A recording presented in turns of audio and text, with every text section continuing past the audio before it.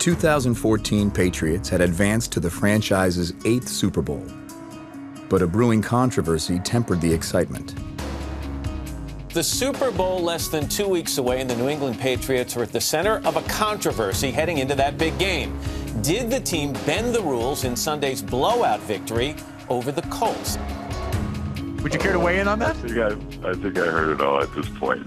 So, oh, God. That's the last of my worries.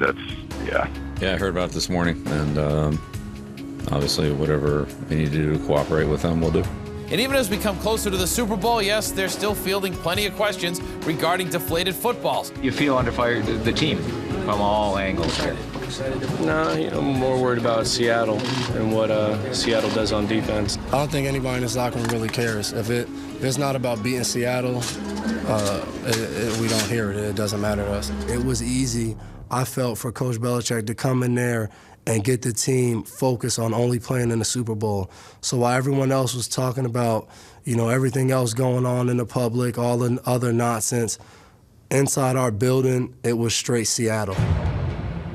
The Seahawks and Patriots were star-studded teams. However, both knew that it would take 53 men to bring home the Lombardi Trophy. Hey, fellas, I love y'all. This has been a grind, fellas.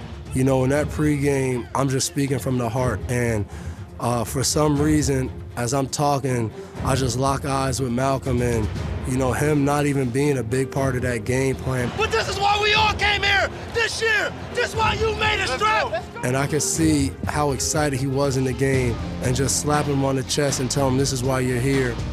The Patriots dominated time of possession in the first quarter, controlling the ball for 11 minutes. But the game remained scoreless. It was kind of one of those things where it was a microcosm of the season. Our coaches came into this thing like, hey, it's going to be a battle to the end. There's going to be times in the game where something wrong is going to happen. You just have to keep on keeping. Just keep it going. Watch time go away in this 2-minute drill. He might have gone off in this 2-minute drill. Tied at 7 with 2 minutes remaining in the first half, the Patriots were driving to take the lead. I just had a feeling Brady was going to go to me that pass. It was man. I just had a feeling he was just going to throw it up and let me make a play. It's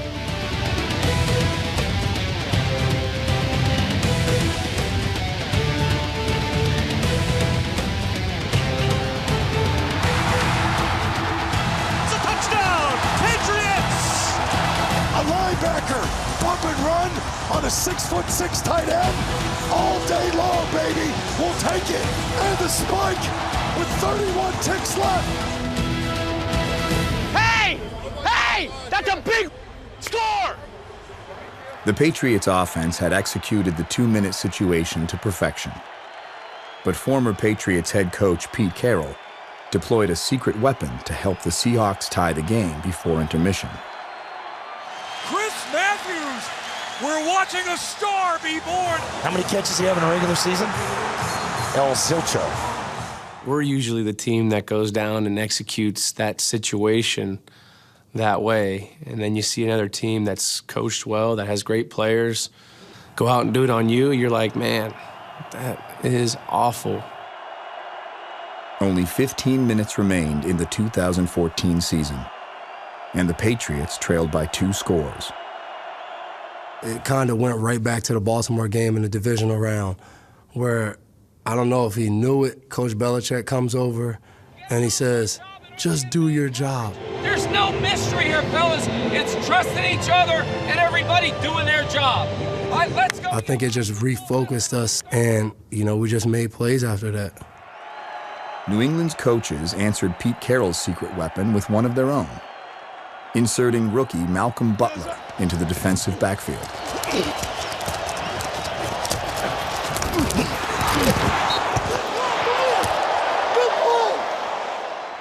But the critical chess move came a few plays later.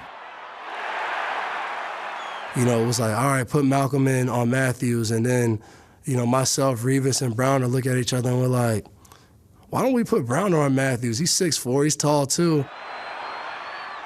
Knocked away, incomplete by Brandon Browner.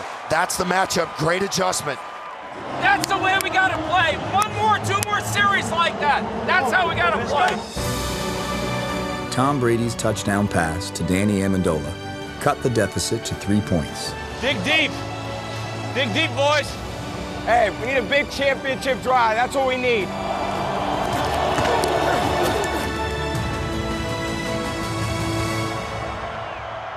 Throws for Gronk, makes the grab on the far side of the 20. He's got a first down as he's forced out of bounds.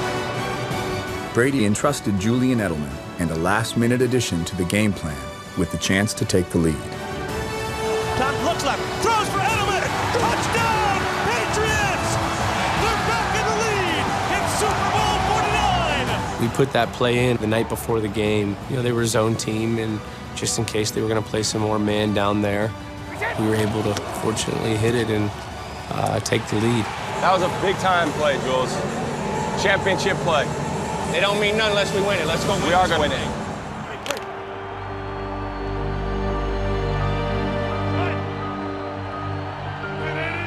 New England led by 4 points. One final defensive stop, and the 2014 Patriots would be world champions. Shotgun snap to the quarterback. Fires down the right side. He's got Curse, and the ball is knocked incomplete. Good play again by Malcolm Butler. How did Curse catch it? He caught it on the carom. Unreal! A catch by Curse on the carom. With the ball knocked away by Butler.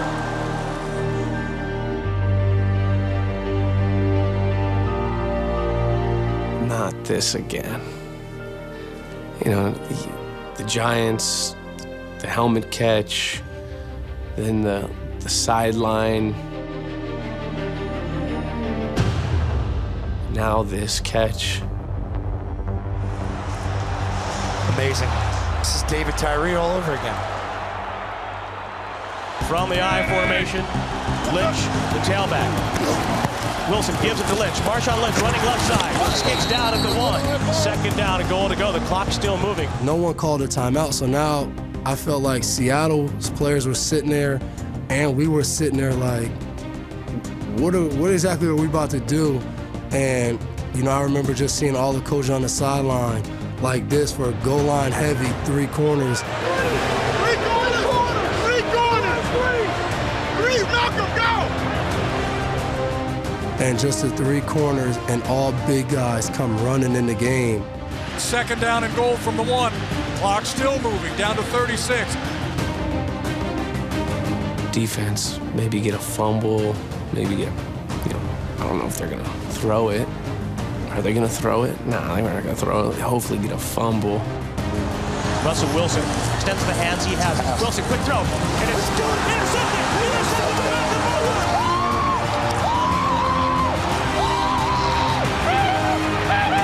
Malcolm Butler stepped in front of the throw. No way.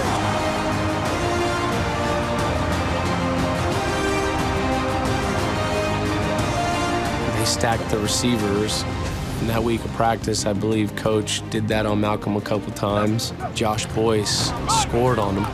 I think that was the one thing Malcolm kept from the whole practice week, was that I gave up a touchdown on a route that was talked about in meetings. You know, sometimes it's that one play that needs to stick with you. I think he was just like, I know this. As soon as they snap the ball, I'm going, and I'm just believing in what happened to me in practice. Just an unbelievable turn with a rookie free agent out of West Alabama intercepting the ball on the goal line.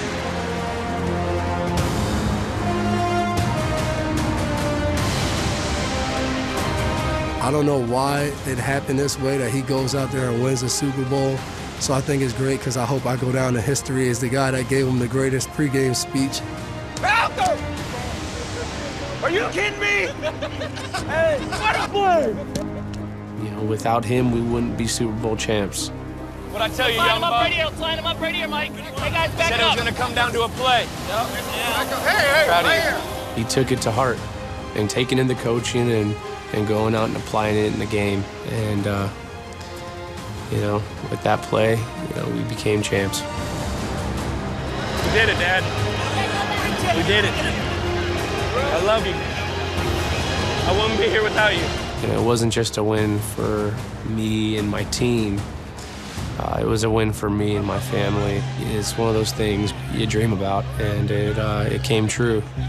And we shared that moment, and it was mine and my family's moment. That's one moment, you know, in life. If I could just keep reliving, it'd just be so rewarding. You realize that no matter what happens in the rest of your football career, you know, at one point in time you can say, you know, I was a Super Bowl champion. I felt the confetti fall on me. Coach, thanks for bringing me in this world, man. Thanks for doing this for me. You gave me the best year of my life. You know what? You guys went out there and won it. It's a player's game. I'd do anything for you, Coach.